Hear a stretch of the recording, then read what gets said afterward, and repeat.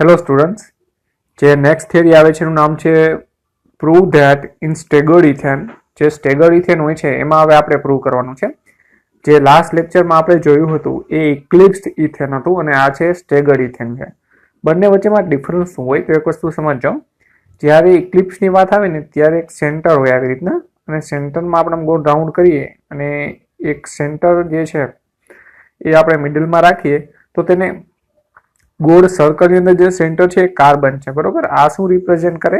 આ carbon represent કરે. અને આ છે એ મિથાઇલ ગ્રુપ હશે, એટલે CH3 હશે, બરોબર. 3 મિથાઇલ ગ્રુપ છે. હવે એક્ઝેક્ટ આ સ્ક્રીન તમને જે દેખાય છે એની પાછળના ભાગમાં પણ બીજો કાર્બન હોય તો એને ઇથેન કહેવાય, બરોબર. તો શું તમને જોવા મળશે કે આ જે હાઇડ્રોજન છે અહીંયા, બરોબર, સોરી, અહીંયા આપણે હાઇડ્રોજન આવશે કારણ કે ઇથેન છે એટલે આ કાર્બન સાથેનું હાઇડ્રોજન થશે, બરોબર. હવે એ જે હાઇડ્રોજન છે એક્ઝેક્ટ એની પાછળ જો હાઇડ્રોજન આવે, દાખલા તરીકે આવી રીતના હાઇડ્રોજનનો બોન્ડ છે એની પાછળ એક્ઝેક્ટ આવી રીતના હાઇડ્રોજન હોય તો એને ઇક્લિપ્સ્ડ કહેવાનું છે, બરોબર. અને સ્ટેગર્ડ એટલે શું? સ્ટેગર્ડ એટલે સૌ સિમ્પલ કે ગોળ તમે આવી રીતના સર્કલ કરો તો સર્કલની ઉપરનો ભાગ તમે આવી રીતના રાખો અને મિડલમાં આવી રીતના કરી નાખો તમે એક પાછળના ભાગના હાઇડ્રોજન, તો એ શું દર્શાવશે? પાછળના જે હાઇડ્રોજન છે, બરોબર, જે કાર્બન સાથે જોડાયેલા છે એ બે હાઇડ્રોજનની મિડલમાં હશે. જો આ મિડલમાં છે, બરોબર, એકદમ વચ્ચેના ભાગમાં હશે. તો એ તમે આ ફિગર દ્વારા પણ સમજી શકો છો સારી રીતે. હજુ આમાં C3 એક્સિસ તો હશે જ, બરોબર. હજુ આ મિડલમાં છે, આ જે સ્ક્રીનમાં દર્શાવેલ છે ફ્રન્ટ સાઈડ એટલે કે જે ગોળ સર્કલ આપેલું છે એના ઉપરનો ભાગ ફ્રન્ટ સાઈડ કહેવાય. તો એ ફ્રન્ટ સાઈડની ઉપર H1, H2 અને H3 જે દર્શાવેલા છે એની એક્ઝેક્ટ પાછળના ભાગમાં HA, HB અને H3 પણ દર્શાવેલા છે, બરોબર. આ તમે જોઈ શકો છો અહીંયા HA, HB અને HC દર્શાવેલા છે. હવે H1, H2 અને H3 જે છે, બરોબર, એમાં એક સેન્ટર છે, આ સેન્ટર પોઈન્ટ છે, બરોબર. હવે આ ઇથેનનું જ એક્ઝામ્પલ છે, બીજું કાંઈ એક્ઝામ્પલ નથી. ઇથેનમાં C3 આવેલી હોય, C3 એક્સિસ હોય એટલે આપણે 120 ડિગ્રી રોટેશન કરી શકીએ, બરોબર, જે આપણે આગળ જોશું. હવે આગળની જેમ જ સેમ જ છે અને કઈ રીતના રોટેશન કરવાનું છે એ પણ જોઈ લઈએ, પછી રિલેશન આપણે સમજશું. પહેલા તમે આ ઓપરેશન છે એ સમજશો તો તમને વધારે ખ્યાલ આવશે કે ઓપરેશન છે કઈ રીતના પોસિબલ થાય છે, બરોબર. સિમેટ્રી ઓપરેશન આ જનરલ આપેલું છે. એમાં જો જે સ્ટ્રક્ચર આપેલું છે એમાં તમને ખ્યાલ આવી ગયો હશે કે ગોળ રાઉન્ડની ઉપરના ભાગનો જે કાર્બન છે તમારી બાજુ છે અને પાછળમાં જે ત્રુટક રેખાથી દર્શાવેલું છે ડોટેડ લાઇન વડે એ પાછળના હાઇડ્રોજન છે એટલે તમારાથી દૂર છે, બરોબર.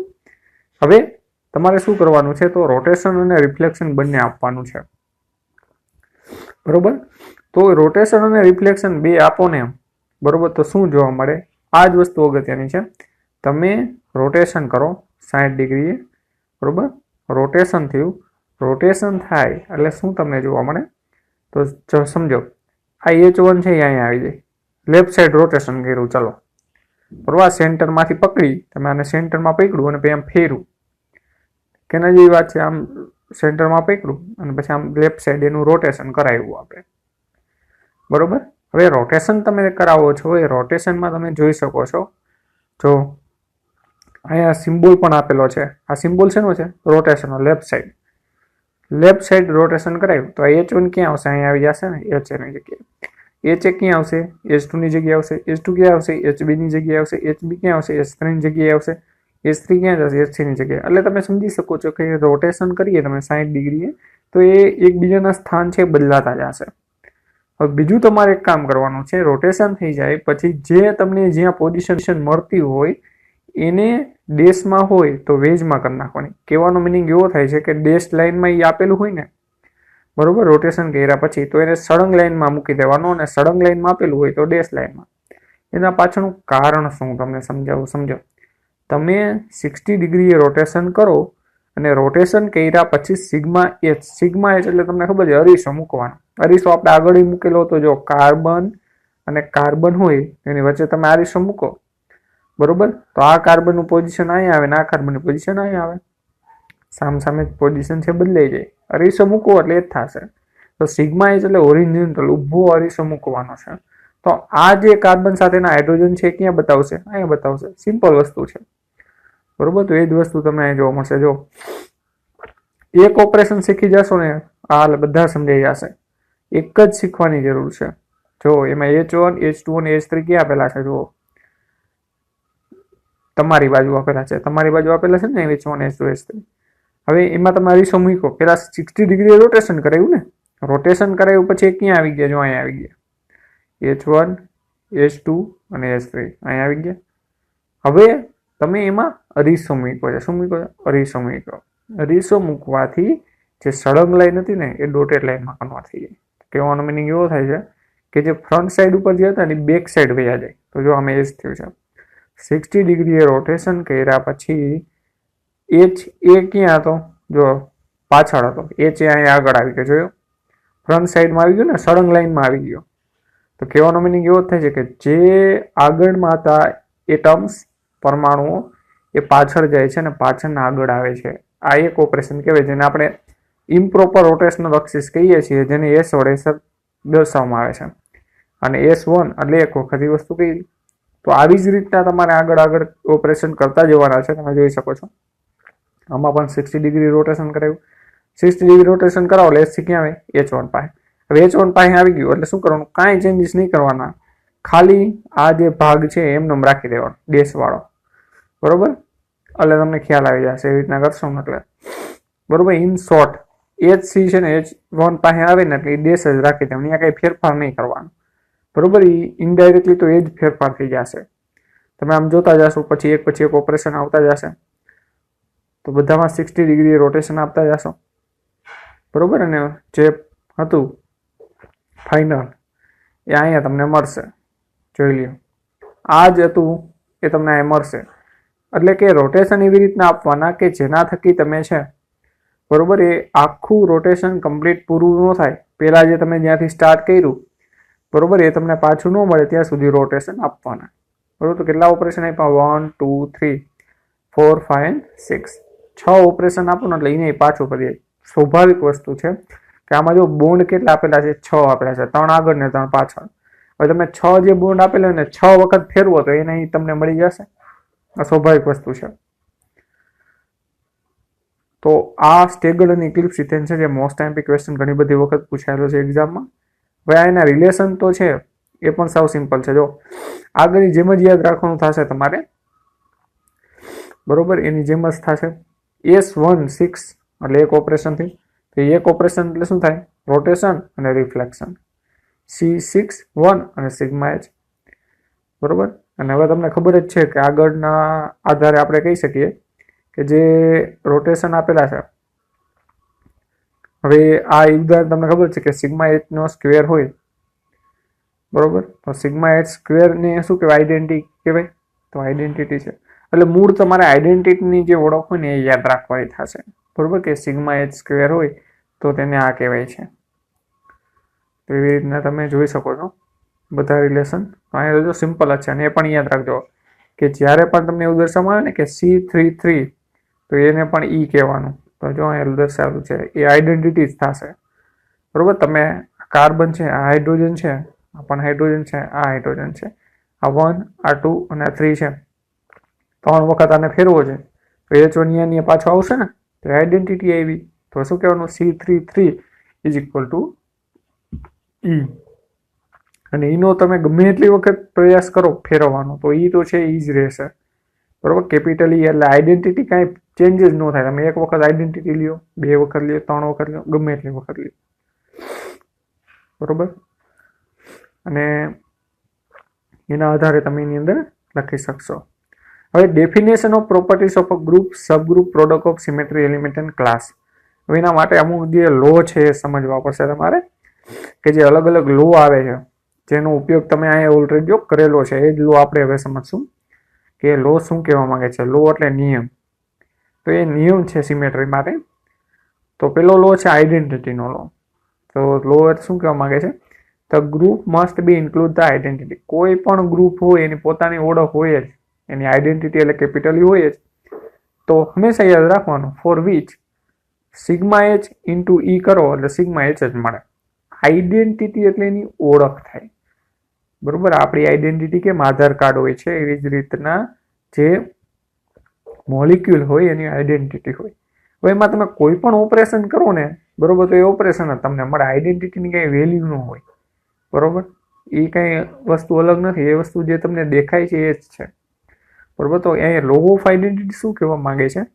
ઇન શોર્ટ તમે આવી રીતના યાદ રાખજો, E ઇઝ ઇક્વલ ટુ 1 યાદ રાખી લો. E ઇઝ ઇક્વલ ટુ 1 એટલે તમને ખ્યાલ આવી જશે કે જેનો પણ ગુણાકાર આવી રીતના દર્શાવેલો હોય એ પણ યાદ રાખજો કે આ છે કે ગુણાકારની નિશાની જે શું દર્શાવે? ઓપરેશન કર્યું. બીજા કયા પ્રકારનું ઓપરેશન કર્યું એ દર્શાવે છે. હવે બે પ્રકારના ઓપરેશન, જો આઈડેન્ટિટી તો ઓલરેડી હોય જ, બરોબર, તેમાં સિગ્મા એચ કરો તો સિગ્મા એચ જ મળે. એટલે આઈડેન્ટિટી સાથે તમે ગમે તે લ્યો ને, બરોબર, એ જ મળશે. તમે C3 લ્યો તો C3 મળશે, I લ્યો તો I મળશે. બધા લો ઓફ આઈડેન્ટિટી કહેવાય. બીજો નિયમ છે લો ઓફ ઇનવર્સ, બરોબર. ઇનવર્સ એટલે એના કરતા વિરુદ્ધ થઈ જાય. એ પણ જોઈએ લો ઓફ ઇનવર્સ શું કહેવા માંગે છે. Each element A must have the inverse. Inverse એટલે A-1, which is also an element of the group such that A into A-1 is equal to A થશે. કહેવાનો મિનિંગ એવો જ થાય છે કે તમે કોઈ પણ વસ્તુને રાઈટ સાઈડ ફેરવો કે લેફ્ટ સાઈડ ફેરવો એ જ આવે, બરોબર. એવા મોલિક્યુલ હોય. તમે જો આમાં આઈ કરેલું છે, બરોબર, તો આઈ આમાં કરેલું છે, તમે જોઈ શકો છો. આમાં ઓક્સિજન, કાર્બન ડાયોક્સાઇડ લીધેલું છે, એમાં ઓક્સિજનના સિમ્બોલ આપેલા છે, એ અને બી આપેલા છે, બરોબર. હવે એમાં આઈ તમે કરો એટલે શું થશે? બી અને એ ના સ્થાન બદલાણા, બરોબર. ફર્ધર આ આવ્યું એટલે આઈ નો સ્ક્વેર એટલે 2 વખત આઈ કર્યું એટલે ઈ મળ્યું તમને. તો આના આધારે તમે પ્રૂવ કરી શકો, બરોબર, કે 2 વખત આઈ સ્ક્વેર કરીએ એટલે આપને ઈ મળે છે.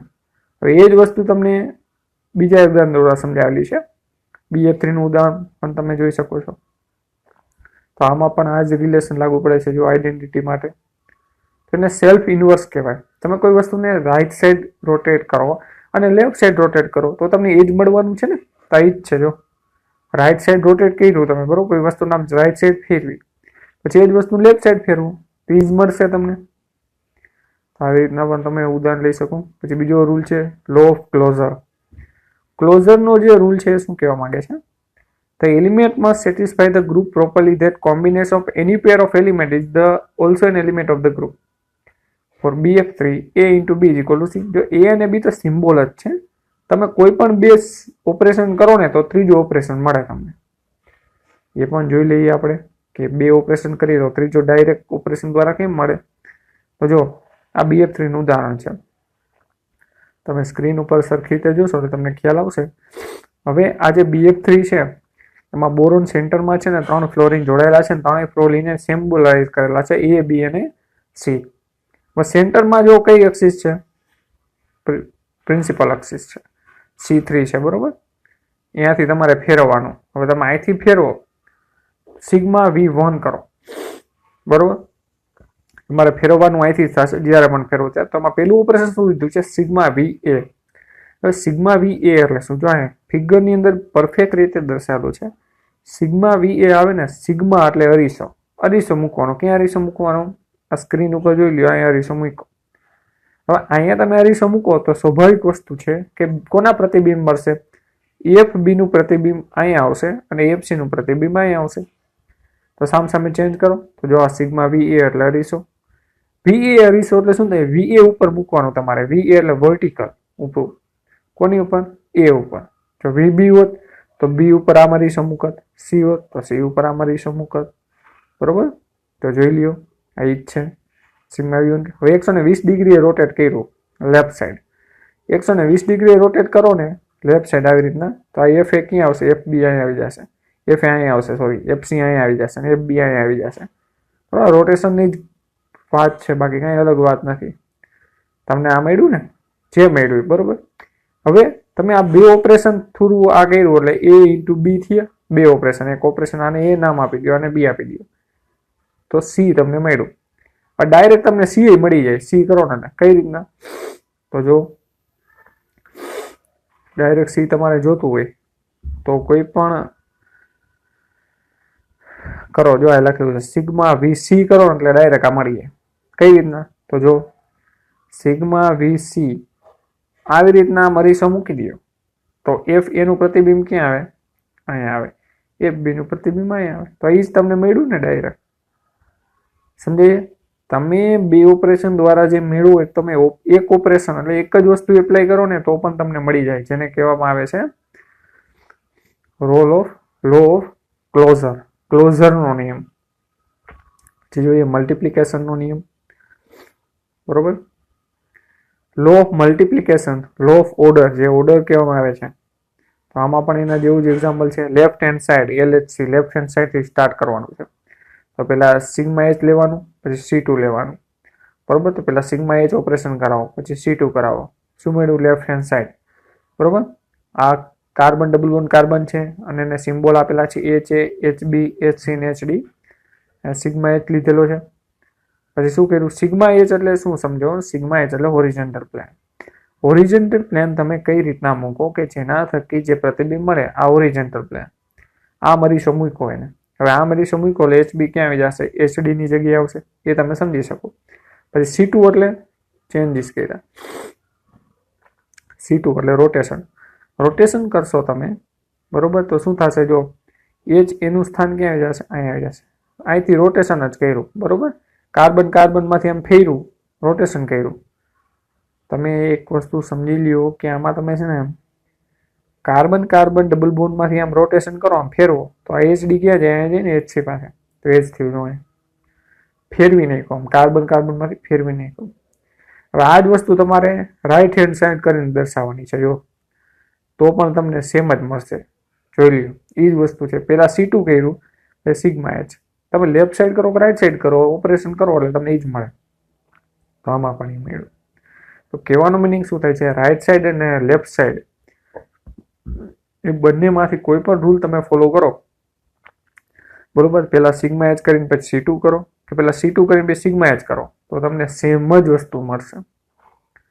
અને લો ઓફ મલ્ટિપ્લિકેશન કહેવામાં, ગુણાકારનો નિયમ છે. આપણે ગુજરાતીમાં કહીએ છીએ ગુણાકાર કરીએ, એમાં કંઈ ફેર પડે ન પડે ને. આપણે 3 × 2 કરીએ તો જે આન્સર મળે એ 2 × 3 કરીએ એમાં આન્સર મળશે. તો એ જ કહેવા માંગે છે કે કોઈ પણ બે ઓપરેશન તમે લ્યો, બરોબર, તો એના આધારે તમને સેમ રિઝલ્ટ મળશે. હવે અહીં સુધી રાખીએ. નેક્સ્ટ જે મલ્ટિપ્લિકેશનને લગતા નિયમ છે, એટલે કે મેથેમેટિક્સને રિલેટેડ સિમેટ્રીના જે નિયમ છે, એ આપણે નેક્સ્ટ લેક્ચરમાં જોશું, બરોબર. અહીં 4 સુધી રાખીએ. નંબર 4 જે લો ઓફ મલ્ટિપ્લિકેશન છે, એના પછી આપણે આગળ નેક્સ્ટ લેક્ચરમાં કન્ટિન્યુ કરશું. Thank you.